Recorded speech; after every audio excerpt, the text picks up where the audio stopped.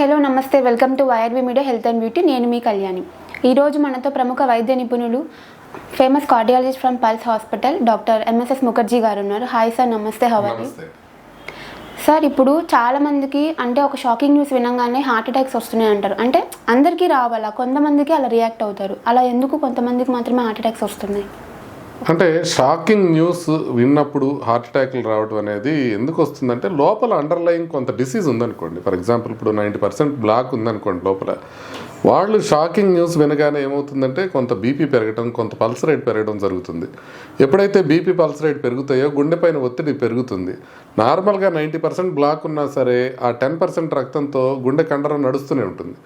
ఎప్పుడైతే మనకి BP pulse పెరుగుతుందో, ఎప్పుడైతే హార్ట్ వేగంగా కొట్టుకుంటుందో దానికి సరిపోయినంత రక్త సరఫరా దొరకదు. అలా జరగటం వల్ల ఇమ్మీడియట్గా వాళ్ళకి హార్ట్ అటాక్ రావడం జరిగే అవకాశం ఉంటుంది. ఒకసారి హార్ట్ అటాక్ వచ్చినప్పుడు ఆ క్షణంలో గుండె ఇర్రెగ్యులర్గా కొట్టుకుంది అని అంటే వాళ్ళు సడన్గా కార్డియాక్ అరెస్ట్ అయ్యే అవకాశం ఉంటుంది.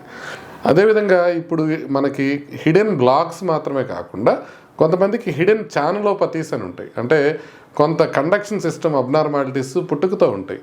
అలాంటి వాళ్ళు కూడా సడన్గా ఒక్కసారిగా ఒక దుర్వార్త విన్నప్పుడు, లేకపోతే ఒక షాక్కు గురైనప్పుడు వాళ్ళకి గుండె ఇర్రెగ్యులర్గా కొట్టుకోవడం, లేకపోతే సడన్గా ఆగిపోవడం జరిగే అవకాశం ఉంటుంది.